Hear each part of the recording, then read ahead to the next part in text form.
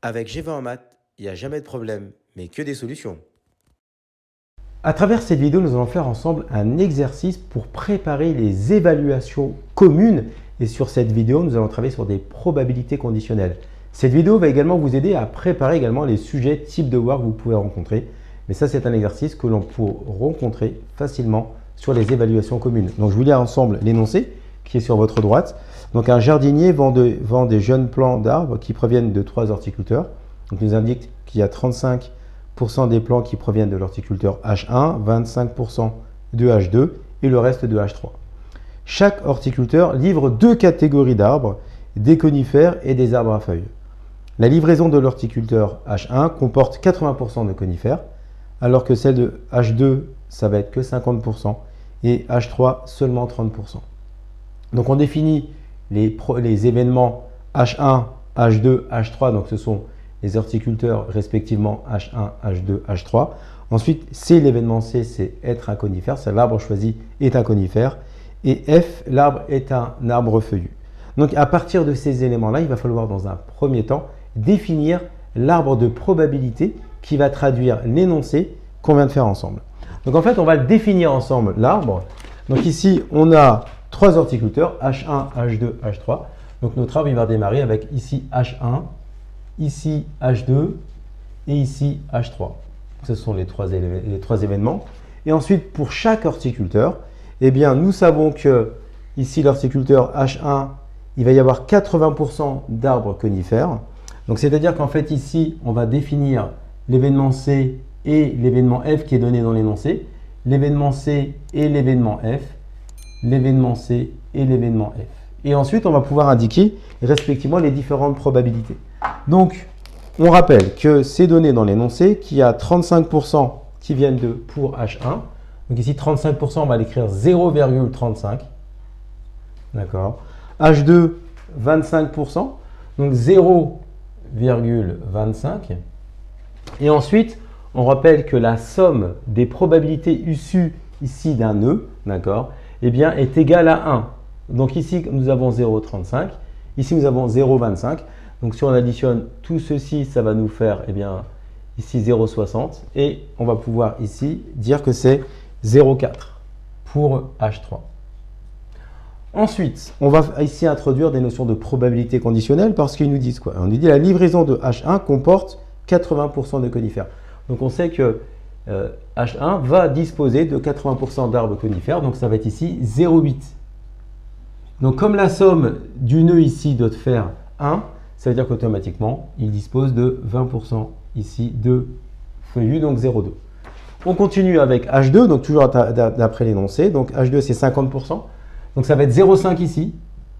Et donc enfin 0,5 ici pour que la somme des deux fasse 1.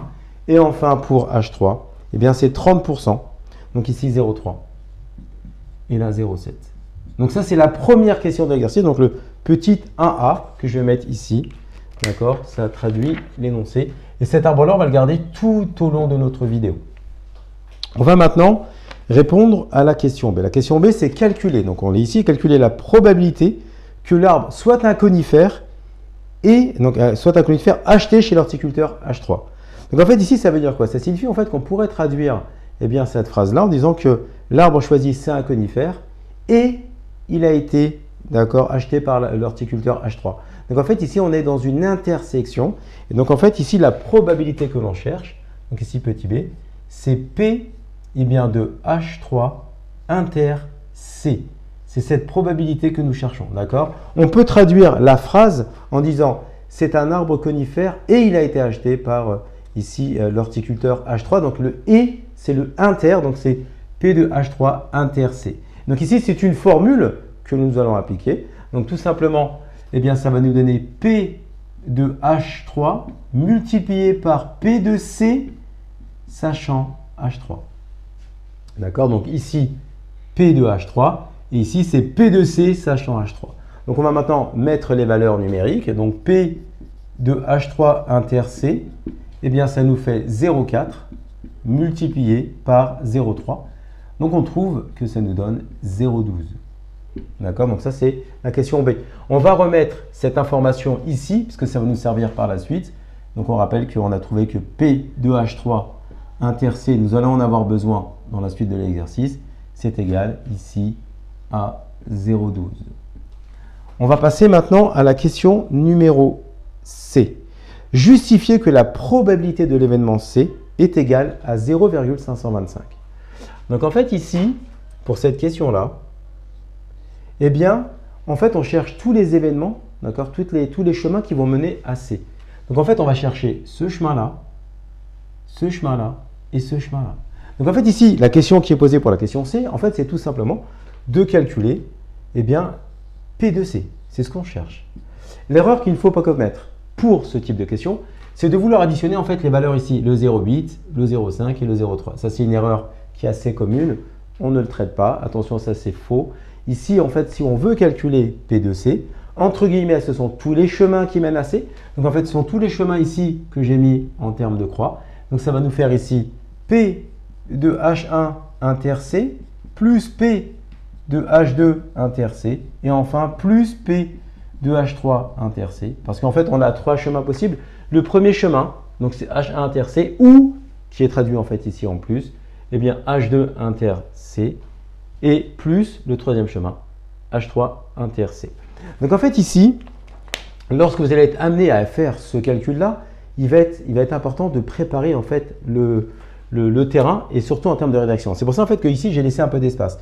Tout simplement pourquoi? Parce que si vous voulez traduire ce calcul-là, avant, il va falloir définir la phrase suivante. Il va falloir dire que les événements, ça c'est important d'écrire, les événements H1, H2 et H3 forment une partition de l'univers. Une partition de l'univers. D'accord? Et ensuite, d'après la formule des probabilités totales, d'après la formule des probabilités totales,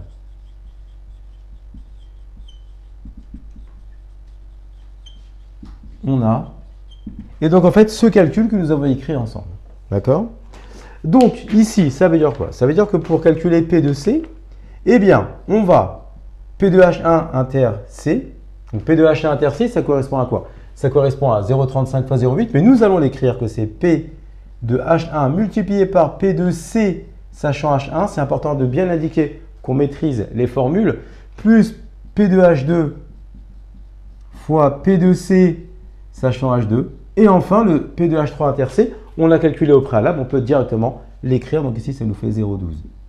On continue, donc ça nous fait P de C égale, donc ici, 0,35 fois 0,8, d'accord, pour le premier calcul. Donc 0,35 fois 0,8, plus, eh bien, P de H2 fois P de C, sachant H2, eh bien, c'est ce chemin. Donc ça va nous faire ici 0,25 fois 0,5. Et enfin, le 0,12. Et donc, si on est amené à calculer l'ensemble de ces calculs, eh bien, on va trouver la valeur qui était demandée, c'est-à-dire 0,525, 0,525. Et donc, ça, c'est la rédaction vraiment rigoureuse à obtenir si vous voulez eh bien, calculer la valeur P de C.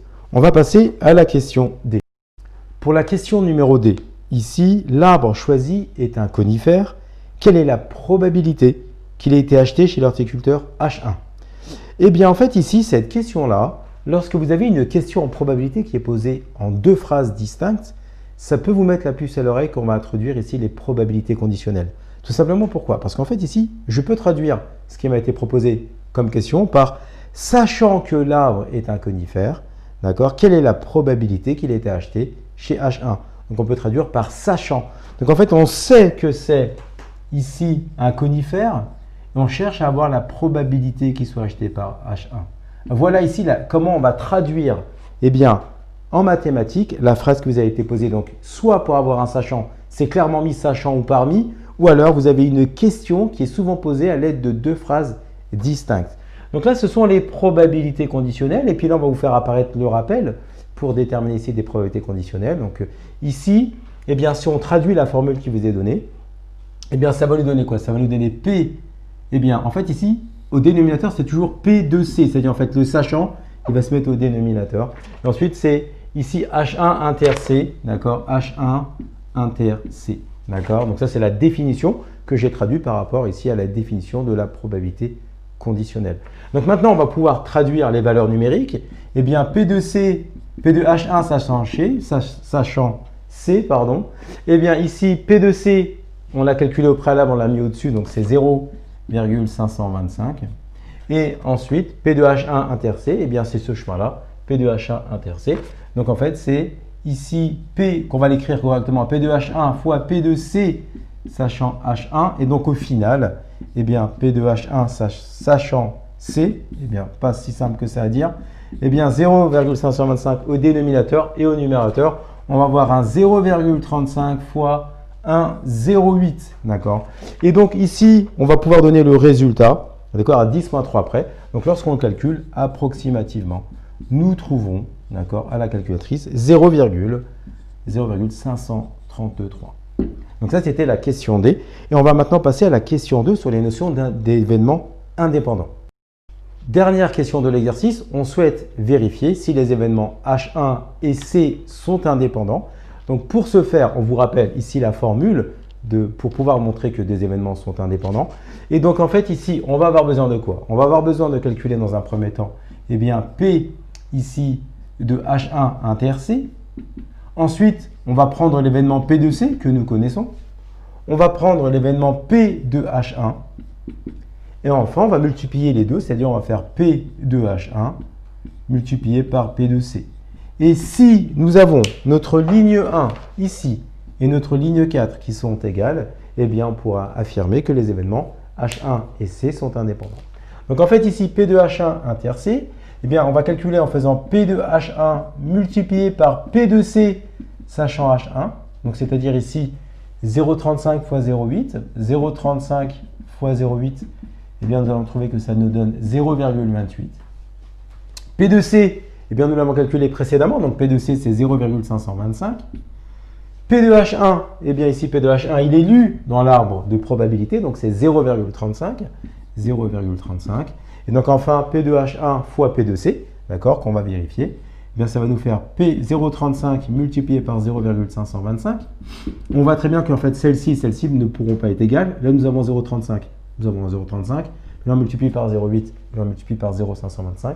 Donc déjà on sait que les résultats seront faux. On écrit le résultat qu'on va obtenir, c'est-à-dire 0,18375.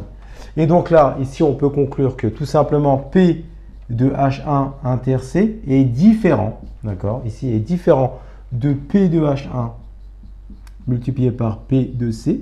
Et donc on va pouvoir ici affirmer eh bien, que les événements H1 et C ne sont pas indépendants. Donc voilà, ça c'était une courte vidéo, un court exercice sur un exercice classique que l'on peut rencontrer dans les évaluations communes et c'est aussi un bon examen que vous pouvez faire pour préparer également les devoirs sur table.